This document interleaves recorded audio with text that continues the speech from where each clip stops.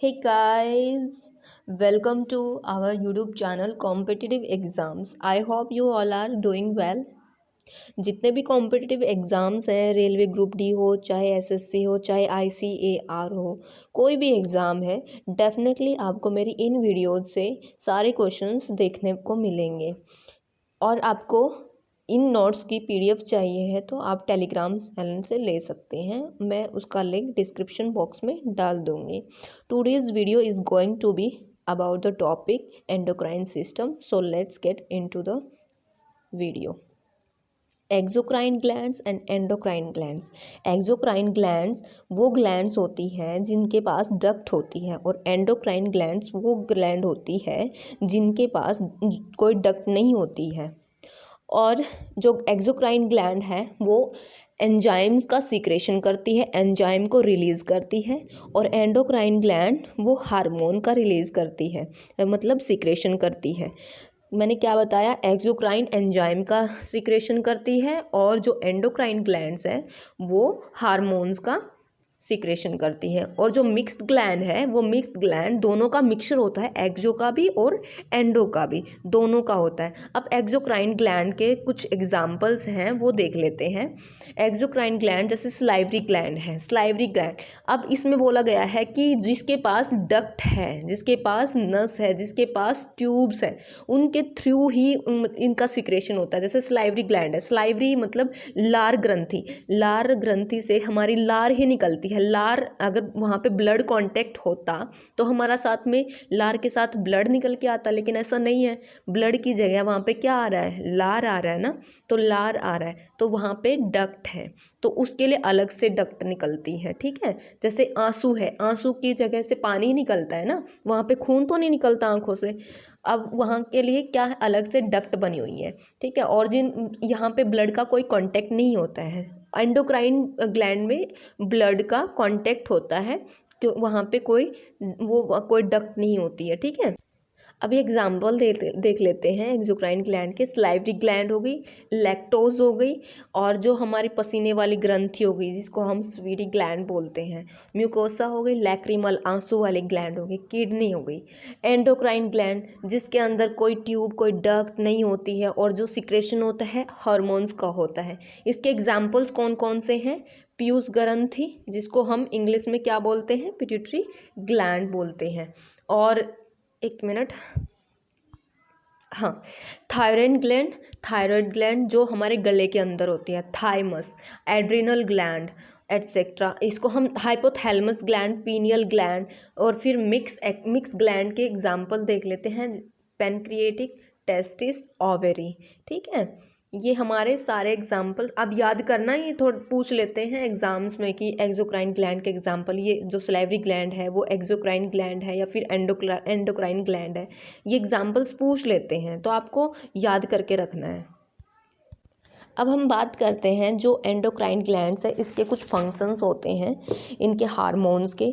जैसे सबसे पहले पिट्यूटरी ग्लैंड है, पिट्यूटरी ग्लैंड इसको हम सबसे पहले बताएंगे, ये मास्टर ग्लैंड है, मास्टर ग्लैंड बोलते हैं। क्यों, क्योंकि इसका पूरी बॉडी के ऊपर कंट्रोल होता है।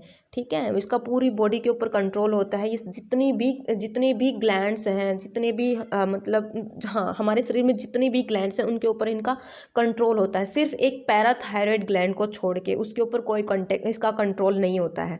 पैराथायराइड पे इसका कोई कंट्रोल नहीं होता है, उसको छोड़ के सभी ग्लैंड्स पे इसका कंट्रोल होता है। पूरी बॉडी को ये मेंटेन करने का मतलब कंट्रोल करके रखता है।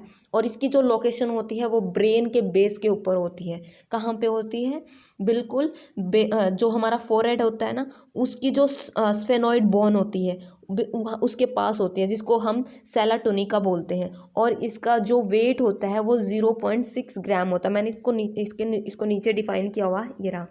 सबसे छोटी ग्रंथि इसको बोलते हैं, इससे भी छोटी होती है पीनियल ग्लैंड, लेकिन हम इसको माना जाता है, इसमें बायोलॉजिकल टर्म में इसको माना जाता है पिट्यूटरी ग्लैंड को सबसे छोटी ग्रंथि, जिसका वेट होता है 0.6 ग्राम।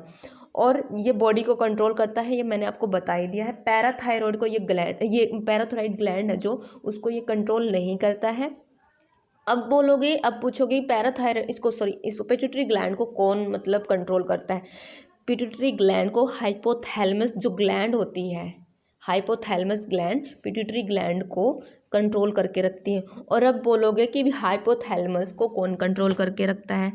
इसका जो बाप होता है, जितनी भी ग्रंथियां होती हैं इनका सबका बाप कौन होता है? हाइपोथैलेमस का भी सबका जो बाप होता है वो होता है ब्रेन।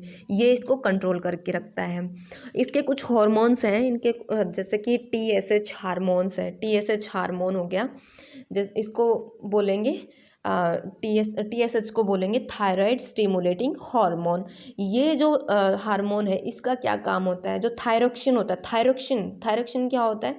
जो थायराइड ग्लैंड होती है वो ये जो हार्मोन है थायरोक्सिन, इसको सीक्रेट करती है और इसी को सीक्रेट करने के लिए उत्तेजित करता है ये जो TSH हार्मोन है। ठीक है, थायरोक्सिन बनाने के लिए थायराइड ग्लैंड को उत्तेजित करता है। ठीक है, और फिर आता है STH मतलब सोमेटोट्रॉपिक हार्मोन। ये क्या, इसको हम ग्रोथ हार्मोन भी बोलते हैं। इसको ग्रोथ हार्मोन क्यों बोलते हैं?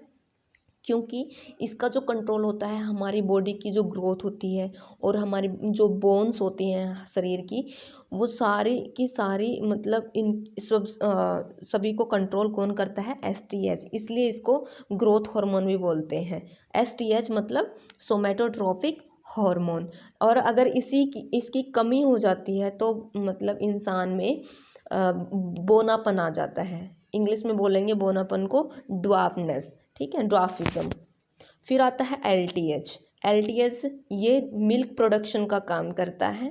प्रोलैक्टिन ये LTH को भी प्रोलैक्टिन बोल सकते हैं। ये भी एक हार्मोन है, प्रोलैक्टिन हार्मोन है जो मिल्क प्रोडक्शन के लिए यूज होता है। जो ब्रेस्ट है उसमें मिल्क का प्रोडक्शन करता है, मेमरी ग्लैंड्स को डेवलप करता है। फिर आता है ऑक्सीटोसिन का काम क्या होता है? दूध का स्राव, दूध को निकालना। जैसे कि हम जानवर होते हैं जो दूध देते हैं, जैसे कि गाय हो गया, भैंस हो गई, ऑक्सीटोसिन के टीके लगाए जाते हैं मैं उसको गाय को, वो दूध, ताकि उसके मतलब दूध निकाला जाए। ठीक है, फिर आता है वेसोप्रेसिन। अगर इसकी ज़्यादा मात्रा हो जाती है, जो पेशाब होता है उसकी सांद्रता को वो मतलब पेशाब को गाढ़ा बना देता है और पेशाब में जलन भी बन जाती है। और अगर वेसोप्रेसिन कम हो जाता है तो ये पेशाब को पतला बना देता है। फिर हम बात करते हैं थायराइड ग्लैंड की।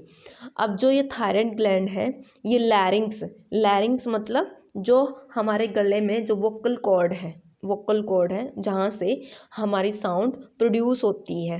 ठीक है, वहाँ उसी की साइड में होता है, एक रेस्पिरेटरी ट्रैक होता है, उसी के नीचे होता है थायराइड ग्लैंड। ठीक है, और ये इसमें आयोडीन की एक्सेस होती है। और thyroid gland largest endocrine gland है। एक बोला जाता है लीवर जो कि लार्जेस्ट ग्लैंड है, वो एक्सोक्राइन ग्लैंड है। ठीक है, लेकिन जो थायराइड ग्लैंड है वो लार्जेस्ट एंडोक्राइन ग्लैंड है।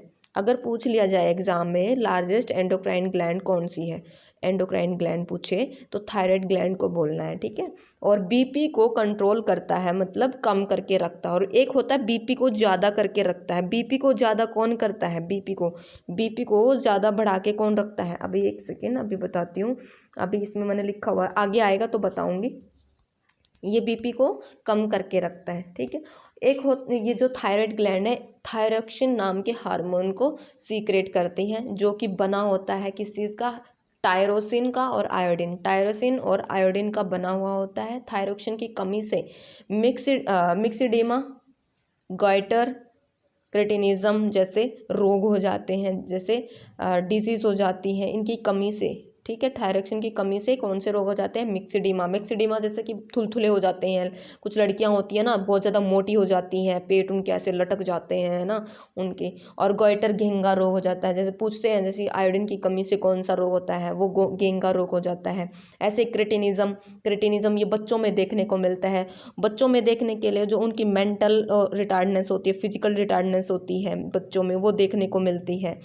और इसमें सेलुलर रेस्पिरेशन होता है, उसकी स्पीड को ये ज़्यादा कर देता है। फिर आता है पैराथायराइड ग्लैंड। ये पैराथायराइड ग्लैंड पी के जैसी, मतलब जो मटर होती है ना, मटर की शेप की होती है। और ये जो थायराइड ग्लैंड थी हमारी गले में, ये बिल्कुल उसके बैक में होता है, राइट बैक में, उसके पीछे होता है।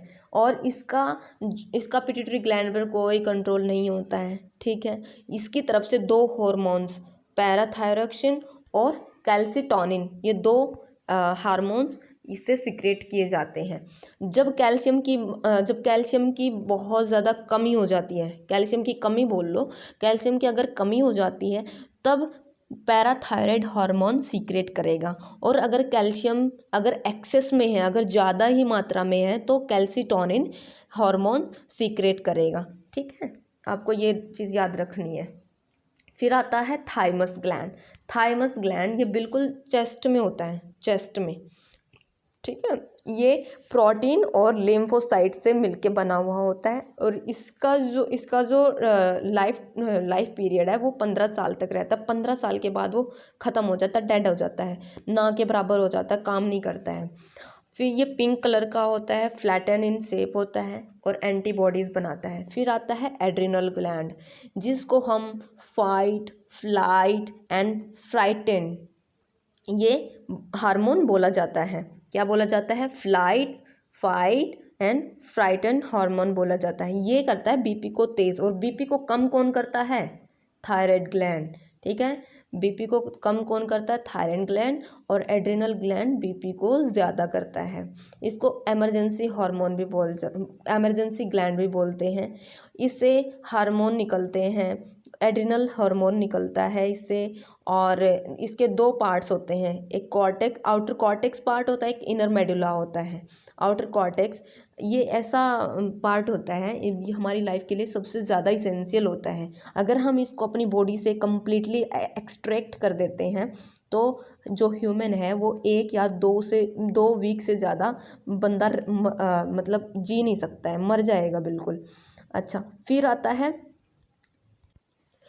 आउटर कॉर्टेक्स से एक हार्मोन रिलीज़ करता है जिसको हम ग्लूकोकॉर्टिकॉइड्स बोलते हैं। ये क्या कंट्रोल करता है? जो CPF मतलब कार्बोहाइड्रेट्स, P से प्रोटीन, F से fats, carbohydrates, protein and fats, इनका जो मेटाबॉलिज्म होता है इसको कंट्रोल करके रखता है। और RBC को इंक्रीज़ कर देता है, रेड ब्लड सेल्स जो सेल्स होते हैं उनको इंक्रीज़ कर देता है। और WBC वाइट ब्लड सेल्स को कंट्रोल करके रखता है।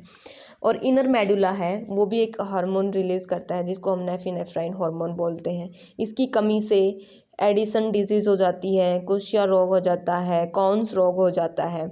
और एक होता है एड्रेनलिन हार्मोन, इसकी वजह से ही रोंगटे खड़े हो जाते हैं, आँखों की पुतलियाँ बढ़ जाती हैं, क्रोध आता है, गुस्सा आता है, डर लगता है, मेंटल रिटार्डनेस होती है। अच्छा जी, बहुत जैसे एकदम से तोड़ फोड़ करने का मन करता है ना, बिल्कुल आग से बबूला हो जाते हो। और बहुत ज़्यादा गुस्सा आता है कि सब कुछ तोड़ने फोड़ने का मन करता है, तो वो इसी की वजह से होता है। एड्रेनलिन ग्लैंड हार्मोन होता है, उसकी वजह से होता है। फिर हम बात कर लेते हैं, यहाँ पे एक और रह गया था, हाइपोथैलेमस। हाइपोथैलेमस एक ऐसी ग्लैंड होती है जो नर्वस हार्मोन को सीक्रेट करती है। ये ब्रेन में लोकेटेड होती है। जितनी भी ग्लैंड्स होती है सबको कंट्रोल करके रखती है। जब हमें भूख लगती है, प्यास लगती है, प्यार मोहब्बत जैसी फीलिंग्स आती है, ठंड, गर्म, बरसात, घृणा, जितना भी जो चीज़ें होती हैं सभी इसी ग्लैंड के थ्रू कंट्रोल किया जाता है। क्या क्या? भूख, प्यास, प्यार, ठंड, गर्म, बरसात, घृणा एटसेट्रा, जितनी भी चीज़ें हैं सभी इसी ग्लैंड से, इसी ग्रंथि से कंट्रोल की जाती हैं। और इसमें एक होती है पीनियल ग्लैंड, जो पिट्यूटरी ग्लैंड से भी छोटी होती है, लेकिन पीनियल ग्लैंड को हम छोटा मान के नहीं चलेंगे। इसमें अगर क्वेश्चन पूछ लिया जाए कि पीनियल ग्लैंड छोटी है या मतलब पिट्यूटरी ग्लैंड, तब तो हम लगाएंगे पीनियल ग्लैंड। और अगर ऑप्शन में पिट्यूटरी ग्लैंड भी दिया गया है और पीनियल ग्लैंड भी दिया गया है, सब कुछ दिया गया है, तो आपको पिट्यूटरी ग्लैंड को ही सबसे छोटी ग्रंथि बताना है, ठीक है। पीनियल ग्लैंड, इसमें एक होता है मेलाटोनिन, एक होता है सीरोटोनिन, ये दो इसमें हार्मोन होते हैं। ये जो मेलाटोनिन होता है, रात में जब रात होती है तब हम थोड़े थोड़े काले काले नजर आते हैं, दिखते हैं, हो जाते हैं, तो वो इसी की वजह से होता है, मेलाटोनिन की वजह से। और सेरोटोनिन की वजह से ये इसको हम बायोलॉजिकल ग्लैंड भी बोलते हैं, ये सबसे ज़्यादा नींद लाती है। ठीक है, सबसे ज़्यादा हमें नींद आती है तो इस सीरोटोनिन हार्मोन की वजह से नींद आती है। और ये जब बहुत, और ना ये सबसे ज़्यादा एक्टिव बच्चों में होता है, जिसको हम थर्ड आई भी बोलते हैं। और फिर आता है गोनाड ग्लैंड, ये ना स्टेरॉइड, इसमें ये स्टेरॉइड का बना होता है। जितने भी हॉर्मोन्स होते हैं, जितने भी हार्मोन होते हैं वो सारे के सारे प्रोटीन से बने हुए होते हैं। लेकिन जो ये गोनाड ग्लैंड होती है ये स्टेरॉइड से बनी हुई होती है। ठीक है, मेल में होती है टेस्टिस और फीमेल में होती है ओवेरी। ठीक है, जैसे मेल में टेस्टिस होती है ऐसे ही फीमेल में ओवेरी होती है। मेल में टेस्टोस्टेरोन हार्मोन होता है, जिसको हम एंड्रोजन भी बोलते हैं। ठीक है, ऐसे ही फीमेल में एस्ट्रोजन हार्मोन होता है और प्रोजेस्टेरॉन हार्मोन होता है और रिलैक्सिन हार्मोन होता है। ऐसे ही मेल में टेस्टोस्टेरोन और स्पर्म की प्रक्रिया होती है। जैसे एस्ट्रोजन है, एस्ट्रोजन का काम क्या होता है, जो यूट्रस होती है, बच्चादानी होती है, ओवम, पीरियड्स, ब्रेस्ट, इनकी डेवलपमेंट के लिए हेल्प करता है। और प्रोजेस्टेरॉन, जिसको हम डिटरमाइनिंग हार्मोन ऑफ कंसेप्शन भी बोलते हैं, अगर प्रोजेस्टेरॉन कम हो जाता है तो वो बच्चे की डेथ हो जाती है। और इसके द्वारा ये जो सीक्रेट होता है प्रोजेस्टेरॉन, ये कॉर्पस ल्यूटियम सेल से सीक्रेट किया जाता है। किससे? कॉर्पस ल्यूटियम सेल से सीक्रेट होता है। और रिलैक्सिन ये भी कॉर्पस ल्यूटियम सेल से सीक्रेट होता है। जब भी प्रेगनेंसी की अवस्था होती है, स्टेज में होती है, यह ओवरी, यूट्रस एंड प्लेसेंटा में भी पाया जाता है। यह यूट्रस को सिकुड़ने से रोकता है और widens the cervix so that बच्चे के जन्म में आसानी हो। ये था आज का चैप्टर एंडोक्राइन सिस्टम। आपको जो भी क्वेश्चंस, आपको कुछ भी आपको अगर समझ में नहीं आया है तो आप कमेंट बॉक्स में क्वेश्चन पूछ सकते हैं। और पक्का मैं गारंटी के साथ बोल सकती हूँ, इससे बाहर कोई भी क्वेश्चन नहीं आएगा। और इसके क्वेश्चंस का जो क्विज़ है मैं करा दूँगी। ठीक है, आप अपनी तैयारी के साथ ऐसे ही मुझे